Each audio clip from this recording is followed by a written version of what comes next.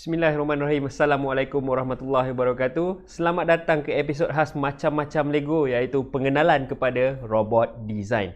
So, sebelum kita mulakan, nama saya Syahrul Izzuan bin Syukur, technical support daripada Saspadi Learning Solution Sdn Berhad. So, untuk episod yang lepas, saya ada memberi penerangan berkaitan dengan pengenalan kepada robot performance, betul? So, hari ni kita nak tengok berkaitan dengan robot design pula. So, apa perbezaan di antara robot performance dan juga robot design. Baik, sebelum kita mulakan, so saya nak bagi tahu dulu siapa yang belum tengok video kita yang lepas, so boleh cari video kita dekat dalam Facebook kita ni, iaitu Lego Education Malaysia. Dan jangan lupa juga untuk like dan share kami punya video sekarang ni, okey? So baik, apakah yang dimaksudkan dengan robot design? Robot design ni adalah salah satu aktiviti ataupun cabaran yang dimainkan, okey, ataupun disertai oleh pasukan dalam pertandingan FPL nanti. Okey, kalau kata robot performance nanti hanya hantar 2 orang wakil, betul?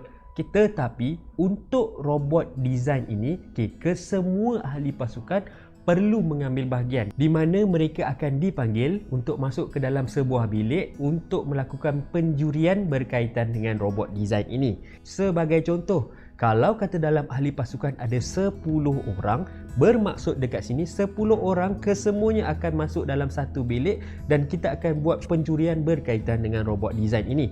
Apa yang perlu kita buat dalam kategori robot design ini? Untuk robot design ni, kita perlu membuat pembentangan dan juga penerangan berkaitan dengan robot yang kita ada.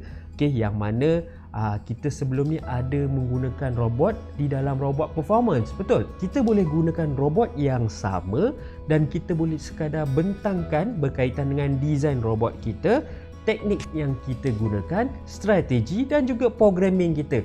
Sebagai contoh dekat sini, di hadapan saya ni ada 2 buah robot. Okey, 2 buah robot ini merupakan kit rasmi bagi pertandingan First Lego League ini. Okey, robot yang pertama dekat sini adalah robot Lego Education Spike Prime dan robot yang kedua ini adalah Lego Education EV3. Ini hanya contoh sahaja. Okey, apa yang saya nak tunjuk dekat sini adalah ini adalah merupakan sebuah robot. Macam mana kita nak buat perbentangan nanti adalah kita perlu bercerita berkaitan dengan desain robot kita, yang mana ianya merangkumi aksesori ataupun mungkin strategi yang kita lakukan di dalam pertandingan First Lego League nanti. Kita juga boleh memberi penerangan ataupun menunjukkan kita punya contoh robot programming kita, yang mana kita boleh terangkan kepada juri ianya macam mana kita nak buat robot ni buat sesuatu strategi. Mungkin programming kita unik ataupun mungkin desain robot kita juga unik berbanding orang lain. Bagi robot performance ini pula, masa yang diberikan adalah 10 minit untuk membuat pembentangan termasuk Q&A. Okey, saya ulang, masa yang kita berikan adalah 10 minit termasuk sesi soal jawab. Okey, 10 minit saja yang diberikan. Sesi pembentangan ini merangkumi kesemua ahli seperti yang saya katakan tadi. Cara nak buat pembentangan adalah mengikut kreativiti tersendiri. Nanti di dalam bilik tersebut kita akan sediakan sebuah litar, yang mana litar tersebut sama seperti litar robot performance. So dekat situ para pelajar ataupun para pasukan ni boleh menerangkan ataupun boleh menunjukkan robot kita ni bergerak di atas litar. Dalam masa yang sama mereka boleh buat pembentangan. Maksudnya mereka boleh explain lah, okay, robot ni akan buat mission yang mana terlebih dahulu, robot ni akan gabungkan misi 1 dan 2 sebagai contoh lah, ataupun robot ni akan menukar aksesori mereka sebelum membuat misi seterusnya, dan juga boleh terangkan dia punya programming. Untuk tips pula, macam biasa saya akan berikan beberapa tips. Okey, untuk robot design ni saya akan berikan 3 tips juga. Tips yang pertama untuk robot design daripada saya adalah, yang pertama kita perlu yakin. Apa yang dimaksudkan dengan yakin dekat sini adalah para peserta dan juga ahli pasukan ni perlu yakin semasa membuat pembentangan, yang mana kita perlu membuat pembentangan ni dengan ilmu. Okey, kita tak boleh menipu kerana juri yang berada nanti adalah juri yang berpengalaman. So maksudnya kat sini mereka tahu selok-belok berkaitan dengan robot dan juga design. So kita tak bolehlah menipu, okey, ataupun terlalu banyak menggoreng. Okey, itu adalah maksud bahasa pasar dia lah. So kita tak boleh terlalu banyak menggoreng. Jangan juga teragak-agak semasa memberi penerangan tersebut.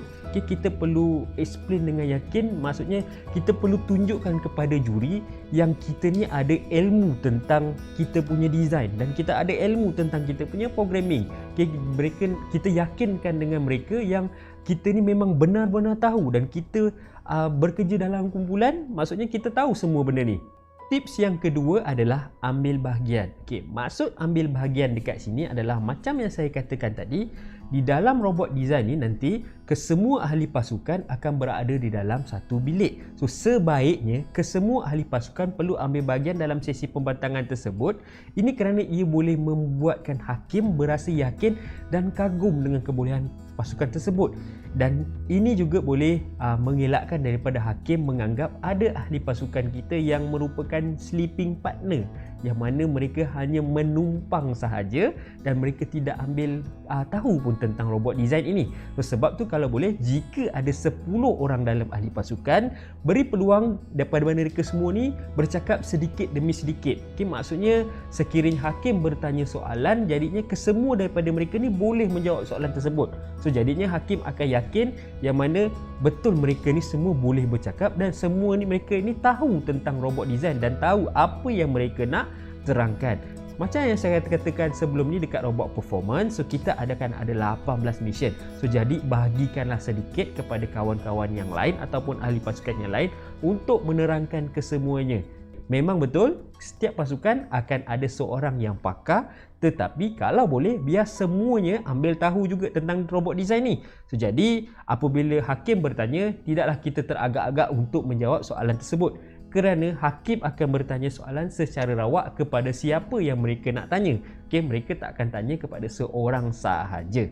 Untuk tips yang ketiga pula, bercakap hanya berkaitan robot. Maksudnya, semasa kita membuat penerangan tersebut ataupun semasa kita berhujah, kita hanya explain perkara yang berkaitan dengan robot kita, iaitu kita cakap tentang design, strategi dan juga kita punya programming. Jangan kita kaitkan dengan perkara yang selain daripada itu, kerana ia boleh membuang masa kita dan juga membuatkan hakim rasa macam benda tu tak perlu untuk kita terangkan. Okay? Sama dengan dia punya tajuk ni, iaitu robot design. So jadi kita hanya explain perkara berkaitan robot lah. Okay, yang mana kita perlu explain tentang dia punya design, accessories, strategi, programming, apa yang perlu kita buat terlebih dahulu, mungkin tayar ataupun mungkin power yang kita gunakan, motor ada berapa jenis yang kita gunakan. Okey, semasa anda berhujah, so anda boleh menjalankan robot dalam masa yang sama. Bermaksud dekat sini, saya bagi contoh lah, mungkin semasa anda membuat penerangan, so rakan daripada anda boleh tekan on robot tersebut dan biarkan robot tersebut bergerak menyelesaikan misi, dan dalam masa yang sama anda explain kepada juri. Okey, ini saya buat mission pertama. Okey, yang itu mission kedua. Apa yang mission pertama dan kedua buat? Kita beritahu kita gunakan mungkin hook ataupun power motor kita dekat sini dalam 90, so kita akan turn ke kanan, dan juga kita gunakan gyro sensor. Okey, dekat sini kita boleh explain dengan juri dan juri akan berasa lebih yakin dengan kita kerana kita boleh explain programming dan juga strategi kita dalam masa yang sama. Okey, jelaskan kepada hakim juga betapa uniknya teknik mekanikal yang ada pada robot dan juga design kita. Dan jangan lupa untuk tunjukkan kepada hakim kita punya programming, sebab setiap robot dan pergerakan yang kita buat mestilah ada programming yang kita gunakan. Itulah ketiga tips daripada saya tadi. Saya ulang dekat sini 3 tips tersebut. Yang pertama tadi adalah yakin, yang kedua ambil bahagian, dan yang ketiga bercakap berkaitan dengan robot. Okey, jadi saya rasa sampai di sini saja untuk episod kali ini. So jangan lupa untuk saksikan saya pada episod yang akan datang, yang mana saya akan memberi pengenalan berkaitan dengan projek. So sampai di sini saja. Assalamualaikum dan selamat maju jaya. Bye.